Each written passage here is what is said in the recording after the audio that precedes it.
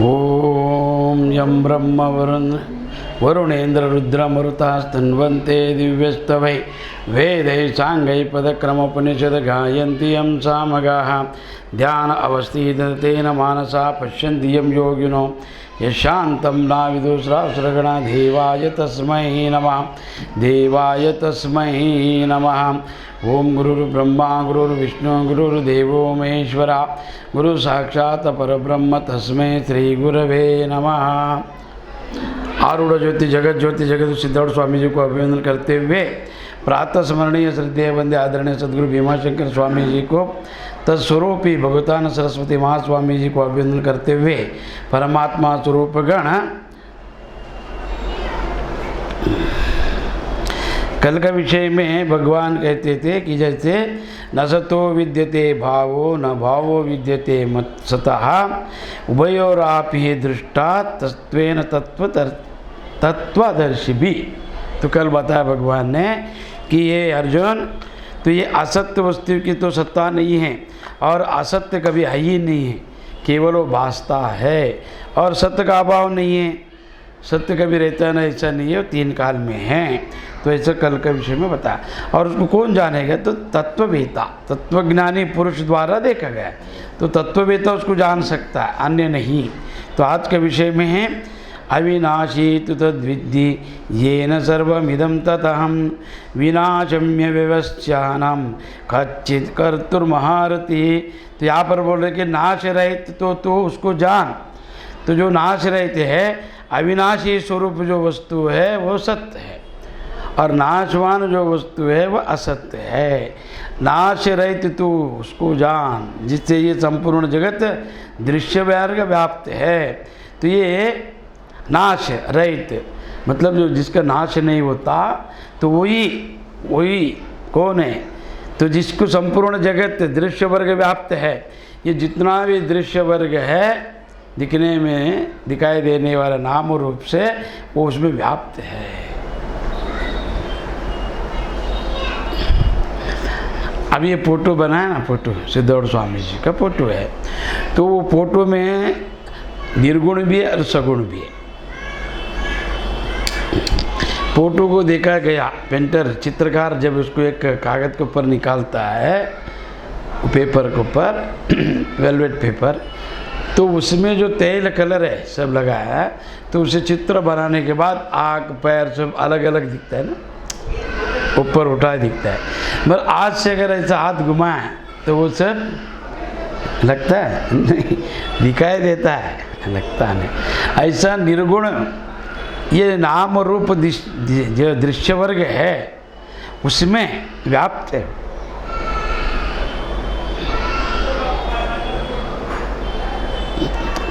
ये जितना भी अभी एक चित्र अभी ये धागा से बनाया हुआ, धागा से बनाया जाता है ना चित्र, धागा से कपड़े के ऊपर बनाया जाता है।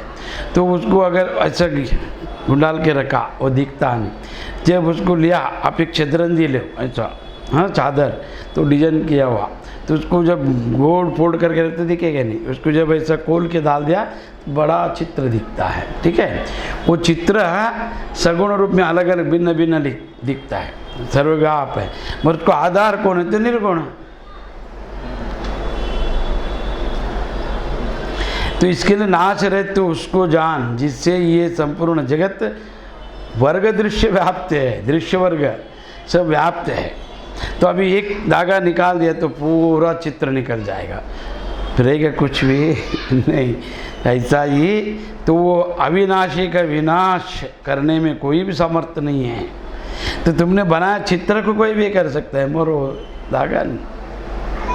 चित्र क्या अभी आँख अलग है, कान नाक, स्वामी जी का हाथ पैर आसन सब भिन्न भिन्न दिख रहा है, अलग अलग नाम रूप से दिख रहा है। नाम अलग है, वो चर्म है, वो पैर है, हाथ है, सब भिन्न भिन्न हैं, दृश्य वर्ग भिन्न भिन्न है। मगर उसका सर्वव्याप जो है आधार एक निर्गुण निराकार इसका आधार है ना। दृश्य वर्ग का नाश रहित जो वस्तु है, अभी छोड़ो मिट्टी, मिट्टी से बनाया हुआ जितना भी पदार्थ है वो नाम और रूप से भिन्न भिन्न है ना। पर उनका तत्व से देखा गया तो मिट्टी है, उसमें सोने से बनाया हुआ जितना भी आभरण है वो भिन्न भिन्न है। सामान्य रीति से देखा गया तो उसमें जो सोना है वो तत्व से है।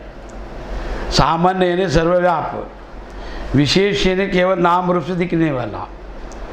तो नाम और रूप जो है वो विशेषण है, किसमें? आभरण में।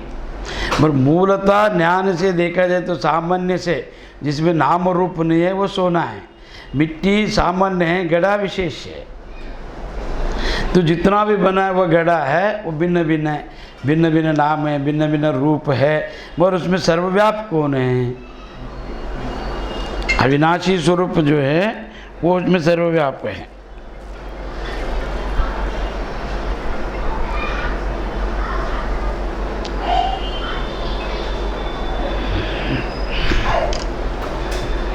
तो नाश रहे तो उसको जान जिससे संपूर्ण जगत दृश्य वर्ग व्याप्त है।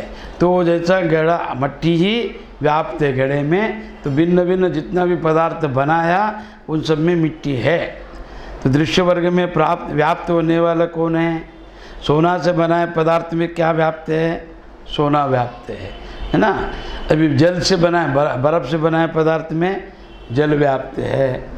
ऐसा ही मट्टी से बनाया सब जितना भी है मिट्टी व्याप्त है। तो वो अविनाश, वो तत्व का कोई विनाश नहीं है और उसको कोई विनाश नहीं कर सकता है।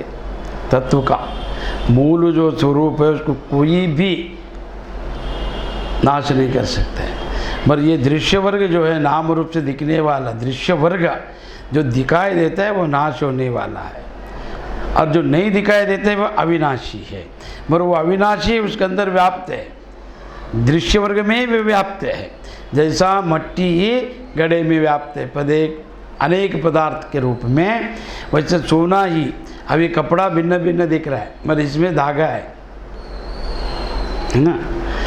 मगर वो धागा जो है वो अविनाश स्वरूप है, मगर ये वस्त्र विनाश स्वरूप है। मगर इसको दृश्य बनाने वाला कारण कौन है? ये दृश्य वर्ग किससे बना? धागे से बना।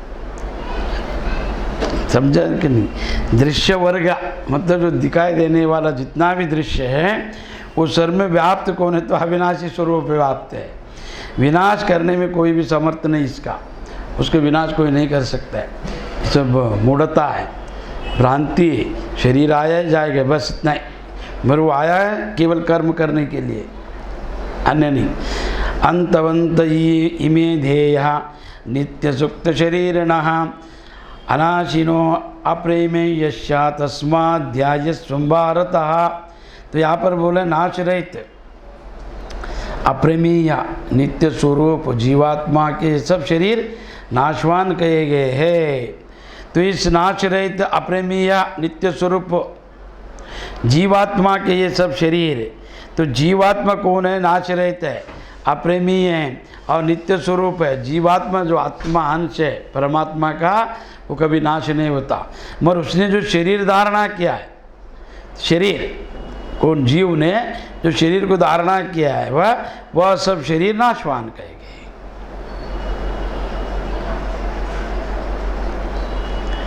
इसीलिए भारतवंश अर्जुन तो युद्ध कर, तो ये जितने जीवात्मा को कोई नहीं मार सकता अर्जुन, तो क्या मारेगा? जीवात्मा यानी परमात्मा, तो परमात्मा का जो अंश है उसको कौन मारेगा? वो परमात्मा ही है। और परमात्मा ये गीता में है, परमात्मा क्या बोला है कि ये जीव तू निर्गुण है, निराकार है, अविनाशी स्वरूप है, नाश रहित है, नित्य स्वरूप है जीवात्मा। ये देह जो है नाशवान है, वो प्रकृति जन्य है, विकृति स्वरूप है और वो नाश होने वाला है। ठीक है, आत्मा का परमात्मा का नाश नहीं, परमात्मा का स्वरूप होने से जीवात्मा का भी नाश नहीं।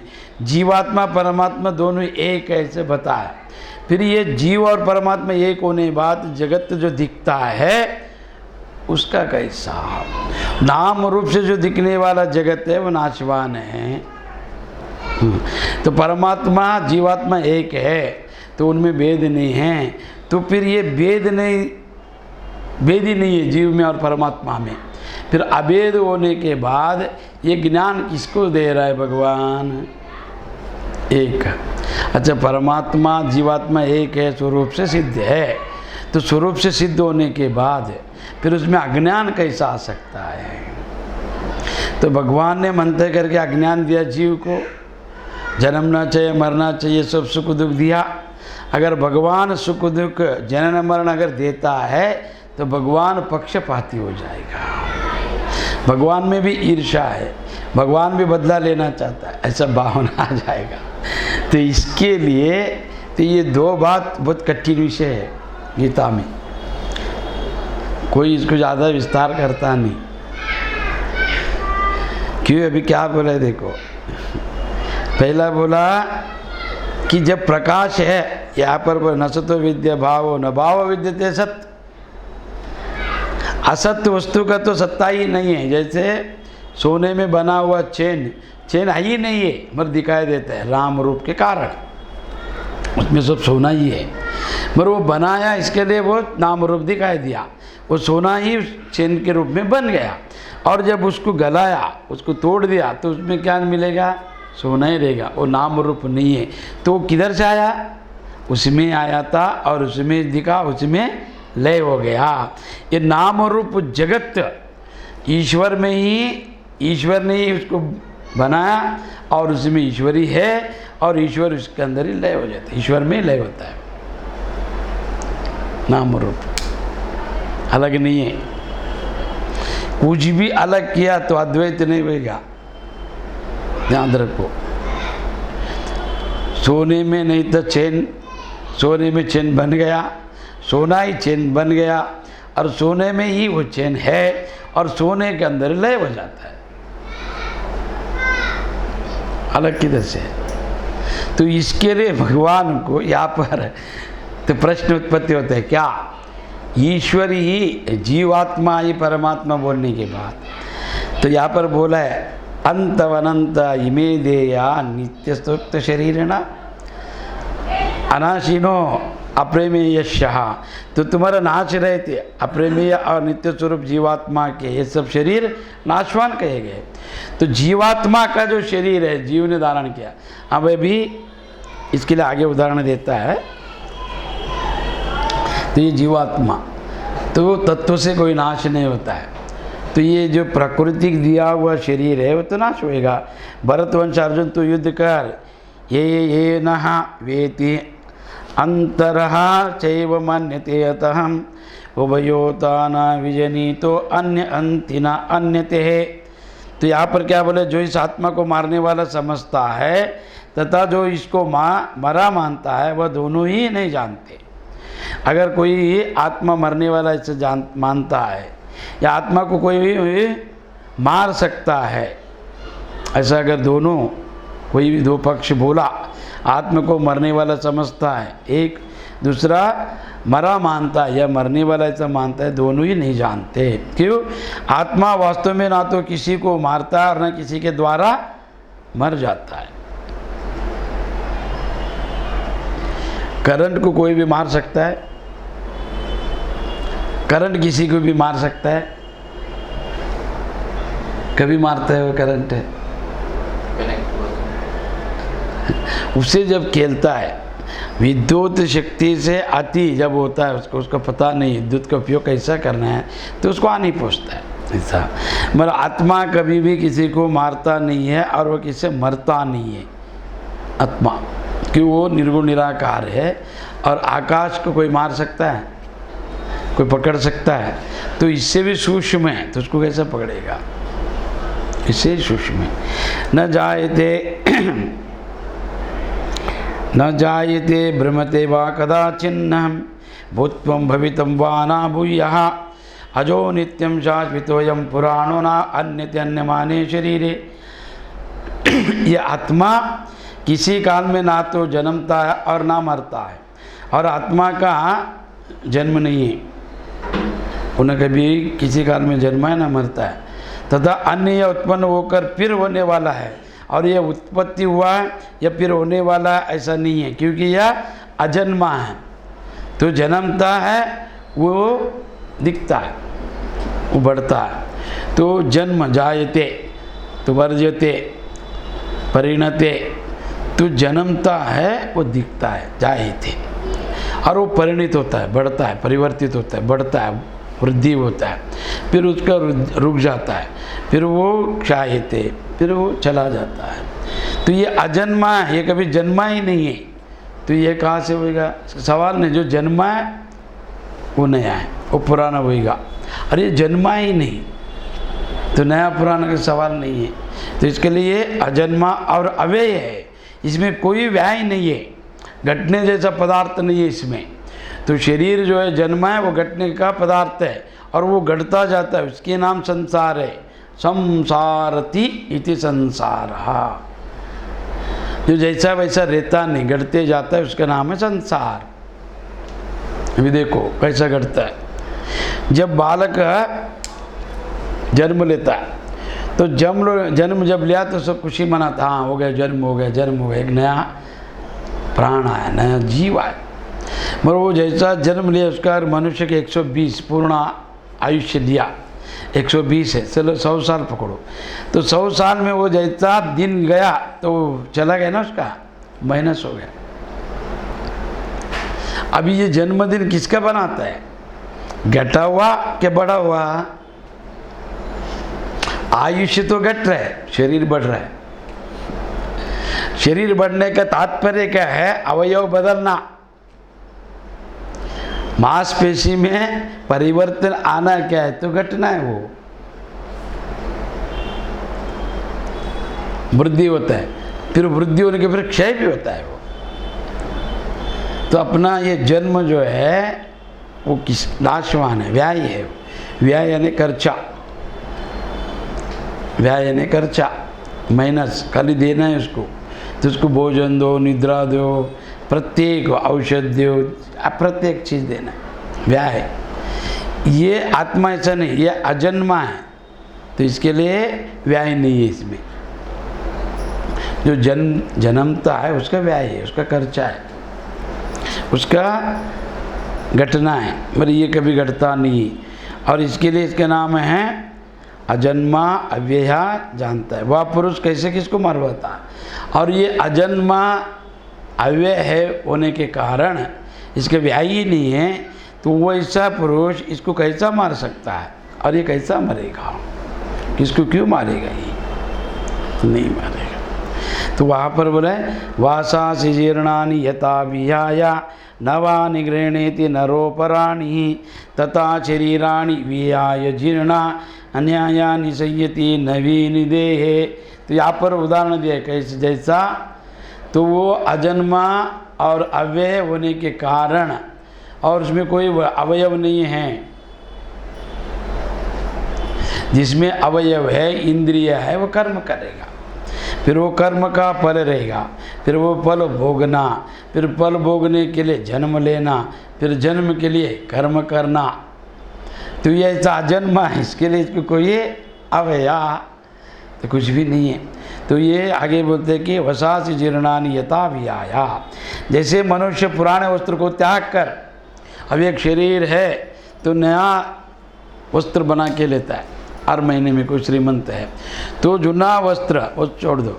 सुबह जब स्नान करते वक्त नित्य अनुभव में आने वाला विषय कि जैसा सुबह स्नान करते हैं तो नया वस्त्र, इस्त्री किया हुआ वस्त्र पहन के जुना छोड़ देता है, तो उसको तोड़ते वक्त या त्यागते उसको उसके अंदर भावना रहता है कि दुख का नहीं, तो मैं वस्त्र गंदा हो गया छोड़ दो, दूसरा नया पहन लो, तो सहज संतोष से पहनता है।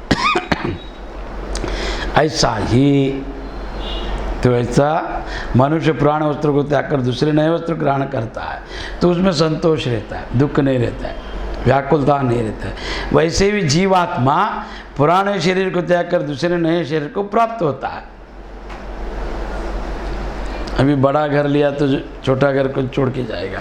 ये वस्त्र को भी जैसा वो स्नान करके जुना मलिन वस्त्र को त्याग कर नया वस्त्र पहनते, उसमें क्या सहज है वो। सहज जैसे जीवात्मा शरीर धारण शरीर को वस्त्र पहनाता है, ऐसे जीवात्मा को भी वस्त्र चाहिए, वो शरीर है उसका, उपाधि चाहिए। क्यों? जीवात्मा को कर्म करके सब जगत को अगर देखना, अनुभव करना तो शरीर चाहिए, और शरीर से आपको पूरा सुख दुख का अनुभव कराना है, क्या बंधन है, क्या मोक्ष है, क्या सुख है, क्या दुख है, क्या पाप पुण्य, मन चाहिए। तो वो सब लेकर चलता है। तो जैसा शरीर है ये अर्जुन, तो वसा से जीर्णा नहीं यथा भी आया। तो जैसा मनुष्य नए वस्त्र को पहनते वक्त संतोष से, आनंद से पहनता है, जो न छोड़ देता है, वैसा ही पुराना वस्त्र को छोड़ता है। जीवात्मा पुराने शरीर को भी त्याग कर दूसरा नए शरीर प्राप्त करता है। तो इसमें क्या है? यथा शरीराणि विहाय जीर्णा नयानि संयति नवीन देहे। तो वैसा ही करता है। और ये आत्म का लक्षण बताए भी क्या? नैनम चिंदन्ति शस्त्राणि नैनम दहति पावकः न चैनम क्लेदयन्त्यापो न शोषयति मारुतः। तो इस आत्मा को शस्त्र नहीं काट सकता। जो आँख से दिखाई देता है, जो पकड़ में आता है, उसको काट सकते हैं आप, है ना। तो आप हवा को काट सकता है? नहीं, पकड़ भी नहीं सकता है। तो ये तो उससे सूक्ष्म और आत्मा, तो कोई शस्त्र उसको काट नहीं सकता, और इसको कोई आग जला नहीं सकता आत्मा को।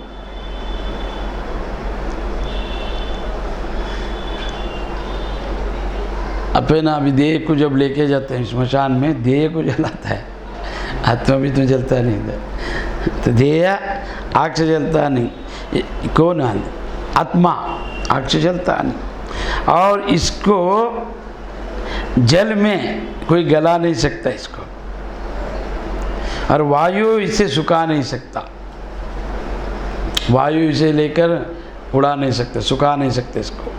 तो जैसे फूल को सुखाएगा तो वैसा इसको नहीं कर सकता है। क्यों?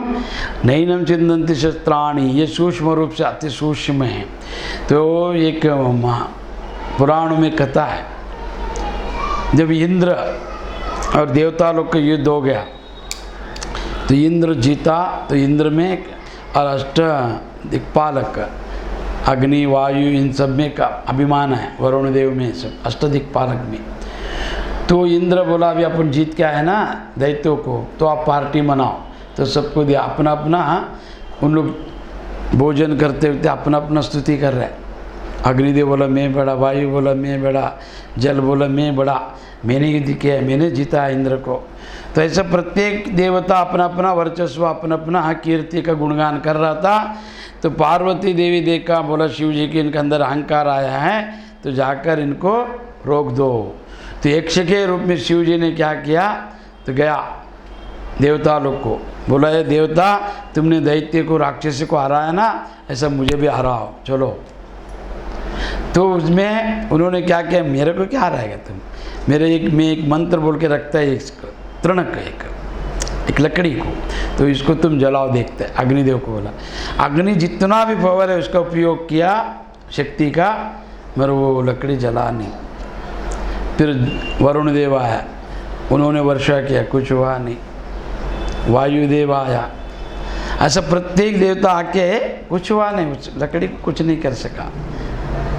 तो उन्होंने इंद्र के पास गए, इंद्र आया वज्रायुध लेकर, और इंद्र युद्ध करने के बाद सोचा इंद्र, अरे एक यक्ष राजा, और हम लोग इन सबको हरा के आने के बाद सबका प्रयोग उसके ऊपर हो रहा नहीं, तो कुछ तो विशेष शक्ति है। उन्होंने ध्यान किया और जगन माता का प्रार्थना किया, तो दिखा अरे ये तो शिव है। तो सब जन जाके नमस्कार किया। मंत्र से तैयार किया हुआ एक ये यक्षराज ने तैयार किया हुआ एक तृण को, एक लकड़ी को जला नहीं सका, वायु उड़ा नहीं सका, सुखा नहीं सका, वरुण देव से गिला नहीं कर सका, और इंद्र का अस्त्र से काट नहीं सका। तो ये तो चैतन्य से भी चैतन्य है, अति सूक्ष्म से सूक्ष्म है। ये अग्नि से भी, जैसा सूर्य का अग्नि चंद्र को इसको मिलता है, चंद्र का, और सूर्य चंद्र नक्षत्र भूलोक में जितना भी अग्नि है उन सबसे भी श्रेष्ठ ऐसा चैतन्यवान आत्मा है। आत्मा के प्रभाव से चंद्र को, इंद्र को, सूर्य को और अग्नि को प्रकाश मिलता है, तो उसको कौन काटेगा? वो चैतन्य है, उसका सर्वव्याप है। वो आकाश जैसे घर में है, बाहर है, हर देश में है, वैसा चैतन्य सर्वव्याप है। केवल सीमा में बंद है आपका शरीर में, तो आप उसको थोड़ा बहुत जान सकते हैं, थोड़ा बहुत जान सकते हैं उसको, क्यों? आपके शरीर में है, वो सीमा में बंद है, वो असीम है। मेरा शरीर सीमा है, वो अजन्मा है, ये जन्मा है, अनाम है, इसका नाम है। ये चैतन्य से बंधा है, ये देख रहा है, आँख से, कान से सुन रहा है, सबसे कार्य कर रहा है। सर्वेंद्रियाणाम न च संगतम नैव मुक्तिर्न मेया, सब इंद्रियों को उपयोग कर रहा है, तो इसके लिए उसको कोई नहीं काट सकता। तो ये कैसा है, क्यों नहीं काट सकता?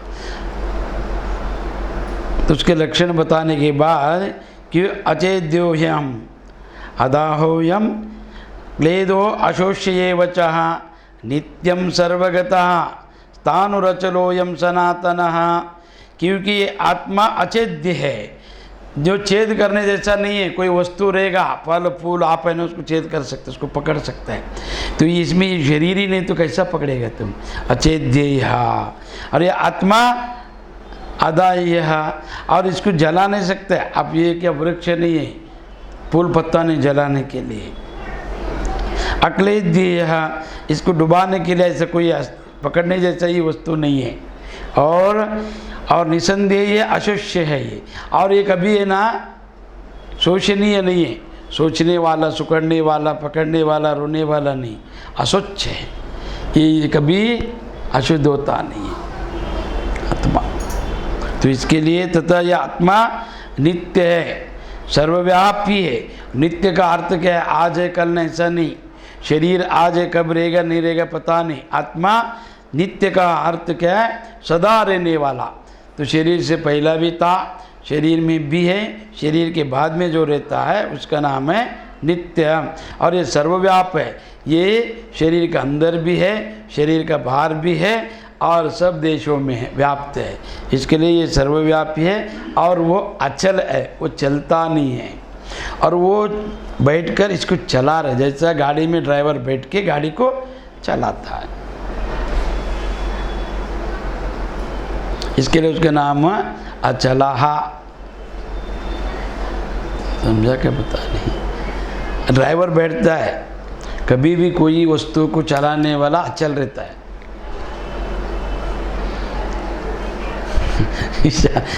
अचल कर, अब एक गाड़ी है, उसमें बैठता है ड्राइवर स्थिर, उसका पहिया सब चलता है गाड़ी, वो जब रुक जाता है गाड़ी रुक जाता है। ऐसा ये इसको चलाने वाला अचल है। ये देखो, एक बैलगाड़ी में गाड़ी को पहिया और उसको है ना एक कील रहता है, चक्र चल रहा है, मगर वो कील अचल है, वो नहीं चल रहा है। वो चलेगा गाड़ी गिर जाएगा। अचल चल को चलाता है, अचल आधार है किसके? चलन का।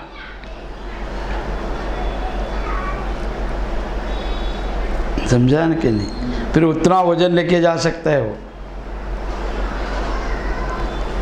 अचल चल का आधार है, इसके लिए वो अचल है, और इसके लिए वो अचल है, इसके उसका नाम है सनातन। हाँ, वो हमेशा रहता है, इसके लिए उसका नाम सनातन। स्थाणुर अचलोयम सनातनम। गाड़ी का पहिया वो घूमता है, ठीक है, वो जाने दो। ये पंखा घूमता है, वो तीनों पंखा का एक नट बोल्ट है ना, एक स्थिर है, वो घूमता है, वो इसको घुमाता है, वो अचल और ये चल। अचल घूमने लगा तो ये नहीं, ये टूट जाएगा, ऐसा चेतना आत्मा सर्वव्याप रहकर एक अचल के रूप में इसको शरीर को चलाता है। ये चलायमान है, ये नाम रूप है, ये क्रिया रूप है, ये दिखता है और ये चलते करके कर्म कर सकता है। अगर ये नहीं चलेगा तो मृत्यु हो जाएगा। वो अचल है, ये चलना चाहिए, ये जब चला नहीं तो ये मृत्यु घोषित हो जाएगा शरीर। वो नहीं चलने का, ये चलना चाहिए। सुनो, तो ये कर्म कर सकता है, अन्यथा कर्म नहीं कर सकता है। फिर कर्म करने से उसका गति, फिर उसका मति, फिर उसका फल, फिर स्वर्ग नरक नाना योनि का जन्म। इसके लिए इसके नाम है अचल स्थाणुरचलोयम सनातन। अचल स्थिर रहने वाला और ये सनातन है और ये स्थिर है। अब ये ना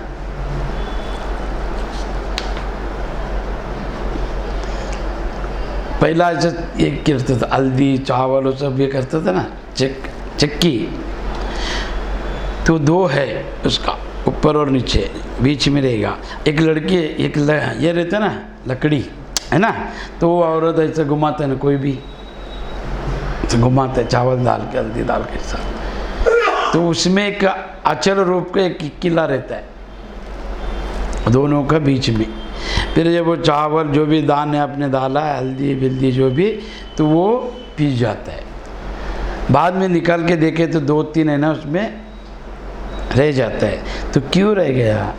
अचल को पकड़ लिया, वो चला नहीं, इसके लिए वो पिसा नहीं। जो अचल तो इसके लिए वो पिसा नहीं, ये पिस गया कि ये अचल को छोड़ दिया तो पिसना पड़ा।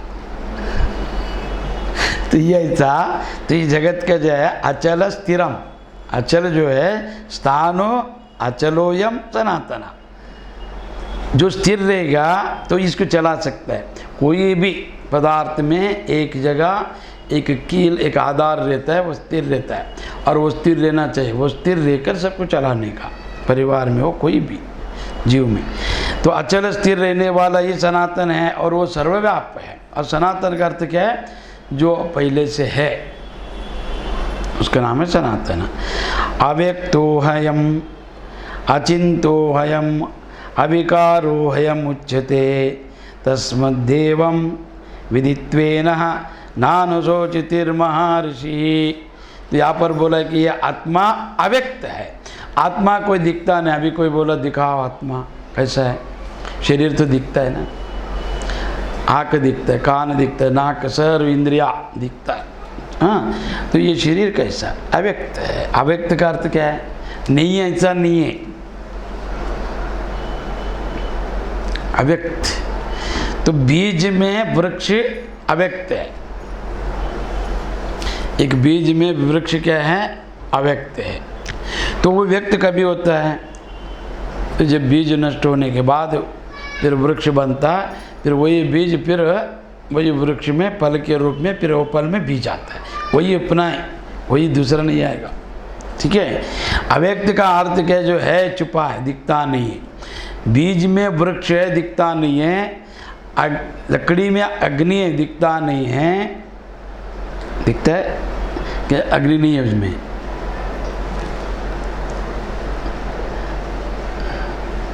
लकड़ी में अग्नि है क्या? नहीं है, तो अव्यक्त है। तो कभी व्यक्त होता है वो घर्षणा से। तो घर्षणा क्रिया है। तो ऐसा ही अव्यक्त का अर्थ बहुत बड़ा है।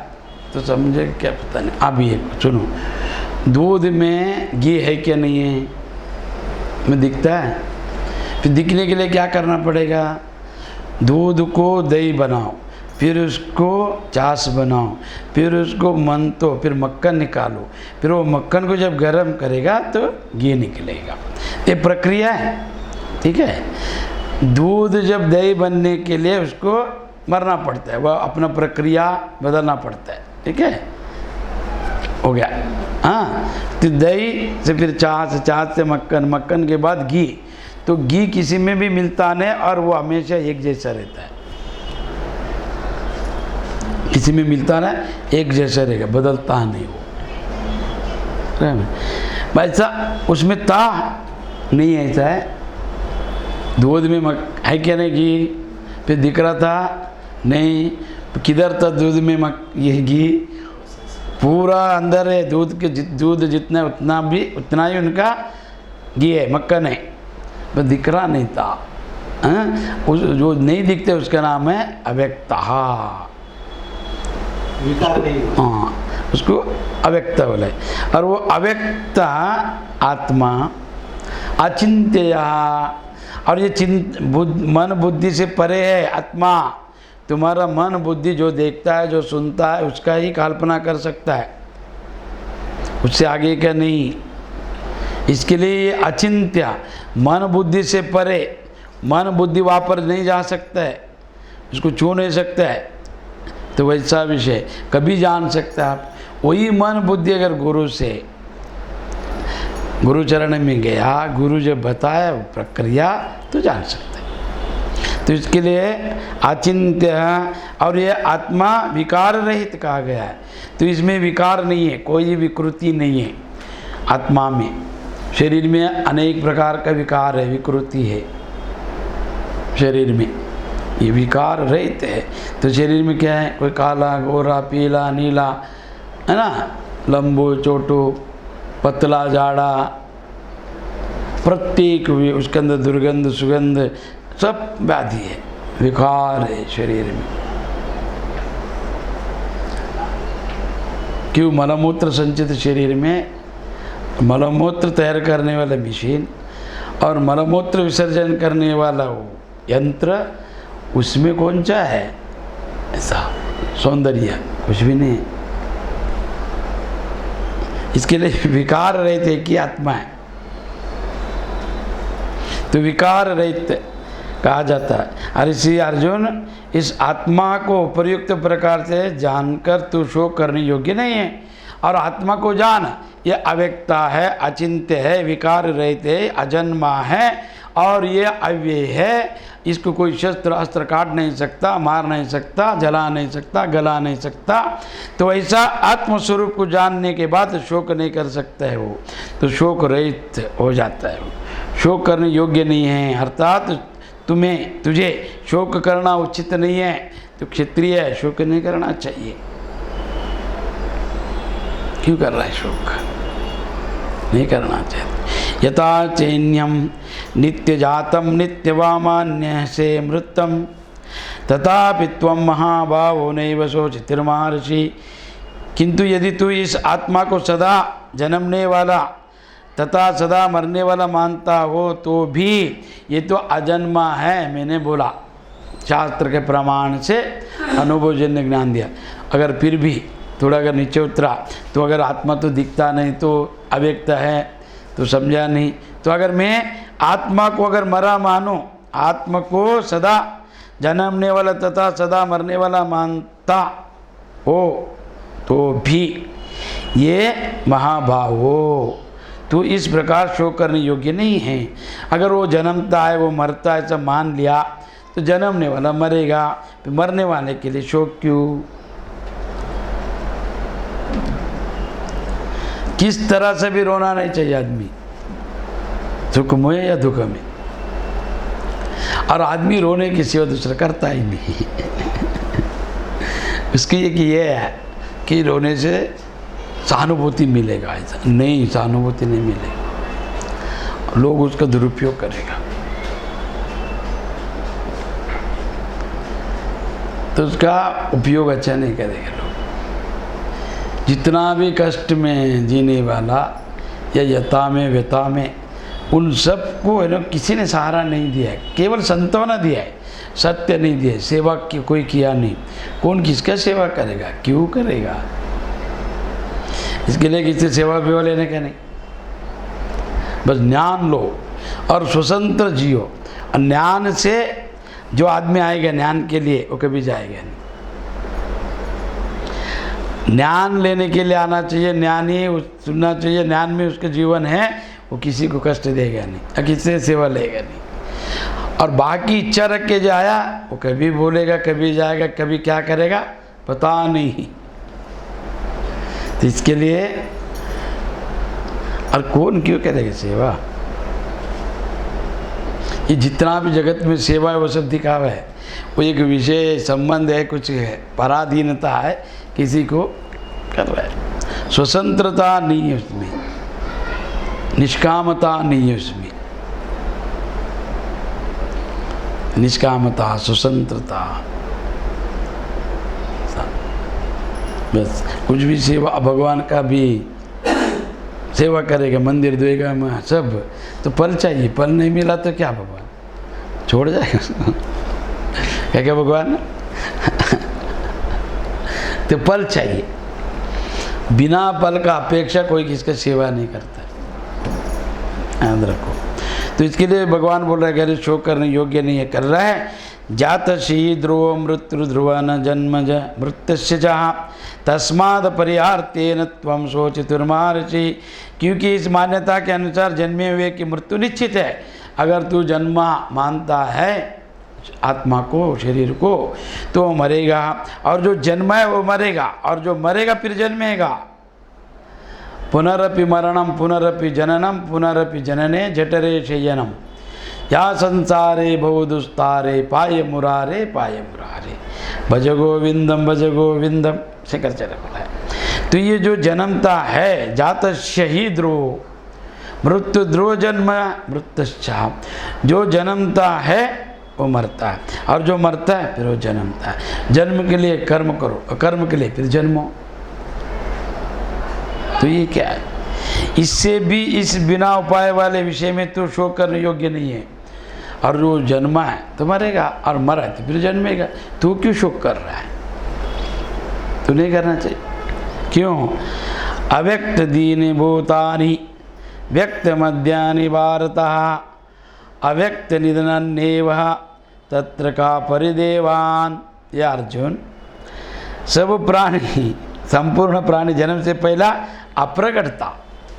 अभी देखो, जन्म से पहला मैं भी नहीं था, आप भी नहीं था, मरने के बाद कोई भी नहीं है ना? तो ये बीच में दिखाई देने वाला, बीच में जो प्रकट है, उसके लिए तो व्याकुल है। ये तो छोड़ो जन्म का, अभी बाला जन्म लिया, जन्मने के बाद वो युवावस्था में प्रवेश हुआ, बालावस्था गया, युवावस्था आया, फिर वो वृद्धि में जाएगा तो युवावस्था जाएगा ना। तो युवा में वो जब पहला शादी नहीं किया था, है ना, फिर शादी किया, है ना, तो ऐसा पहला जो नहीं था आगे नहीं रहेगा, बीच में दिख रहा है, तो उसको क्यों रोना है? तो बीच में प्रकट ऐसा स्थिति में क्या शोक करना है? वो जन्म से पहला नहीं था, मरने के बाद जो नहीं रहेगा, तो बीच में जो प्रारब्ध कर्म को लेकर आया है, तो उनको देखकर क्यों तो रो, शोक क्यों कर रहा है? और जगत में ऐसा कुछ चीज़ नहीं पकड़ने जैसा, छोड़ने जैसा। तटस्थ रहो, ज्ञान, साक्षी, दृष्टा, तो कोई कर्म बांधेगा नहीं आपको, फिर कोई विधि विधान की जरूरत नहीं है। साक्षी होकर अपना आत्मा को देखते हुए सब कर्म करो, तो आपसे ना एक भी अधर्म नहीं कराएगा। साक्षी बनकर जिया तो आत्मा दृष्टा है, ये दृश्य है जगत शरीर। तो ऐसा अगर सोचकर कि मैं अव्यक्ता हूँ और मैं अजन्मा अनाम, कौन सा नाम था? ठीक है, आत्मा को छोड़ो, शरीर को भी कभी नाम आया, जन्मने का 12 दिन के बाद, 1 महीने के बाद वो नाम ज्योतिष में देखकर, ग्राहक गणना कर कर, कोई अगर ज्योतिष जानता है तो राशि के अनुसार कोई कुल देवता का नाम रखता है, कोई इष्ट देवता का रखता है, कोई अपना पूर्वजों का नाम रखता है, कोई गुरु का नाम रखता है। वो नाम से इनका क्या संबंध है? आत्मा का छोड़ा जन्म है, शरीर जन्म है, तो शरीर नाम लेके आया था, धर्म लेके आया था, कुल लेके आया, गोत्र लेके आया, तो नाम रखा आपने। और वो नाम उसको कुछ जचता है, कुछ जमता है उसको? कोई भी नाम रखा, कोई भी नाम रखना। जितेंद्र, वो जितेंद्र है, इंद्रिय को जीता है वो, व्याख्या देख, राम, राम के जैसे निष्ठावंत है? शरीर को और नाम को कुछ भी जचता है क्या? नहीं। वो नाम और शरीर भिन्न है। वो रखा केवल उपयोग के लिए, पहचान के लिए, कुल गोत्र को सहारा लेकर वो चलता है। और इतना अभिमान उनके अंदर है। उनके पास अगर धन है, थोड़ा 4 लोग जानते हैं तो बहुत बड़ा मानता है वो खुद को। कौन आएगा? कहीं नहीं आएगा। ईश्वर को जानो और ईश्वर को ही पकड़ो, सत्य को पकड़ो। सत्य अगर मिल गया, असत्य सब छूट जाएगा। असत्य को छोड़ना जरूरत नहीं है, वो छूटा हुआ है। मगर असत्य को पकड़ के सत्य का कल्पना मत करो। तो 2 आनी है इधर। असत्य सत्य समझा आप, 1, सत्य मिला नहीं 2। तो जितना भी प्रयत्न व्यर्थ गया, जन्म व्यर्थ गया। फिर व्यर्थ जाने के बाद क्या लाभ है? अगर सत्य मिला, कुछ भी नहीं मिला, तो सत्य को जानने के लिए पाया था, सत्य जान लिया, हो गया, मुक्त हो गया। असत्य नहीं पकड़ा। फिर सत्य जानने के बाद बचा क्या उसको? पूर्ण है, वो पूर्ण हो जाता है। तो इसके लिए सत्य असत्य का वर्णन किए शास्त्रों में। भगवान ने पहला बोला तू में एक है आत्मा रूप से। फिर ये दिखने वाला नाम और रूप कहाँ से आया, क्यों आया? ये असत्य है। तो भगवान दोनों को बता रहे, सत्य वस्तु को भी, असत्य को भी। असत्य है ये, कौन? नाम रूप वाला। अभी सागर में तरंग का उत्पत्ति हुआ है। तरंग, उस सागर यानी कौन है? समुद्र का जल राशि, बड़ा एक पानी का जल का राशि, उसमें उत्पत्ति है इसका, तरंग का। फिर तरंग जैसा आता है आवाज़ से, सागर में उठता है। फिर 1 के बाद 2, 2 ऐसा अनंत अनेक बनता है। तो तरंग को देखने वाला समुद्र को भूल जाता है। तरंग को पकड़ता है, वो तरंग पकड़ा तो समुद्र समझ में नहीं आएगा। समुद्र को जो जाना, तरंग को नहीं जाने तो भी चले, क्यों? तरंग का आधार समुद्र है।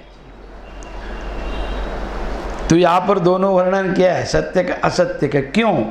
ये सत्य ये है और असत्य वो है। मगर वो असत्य है किससे निकला है?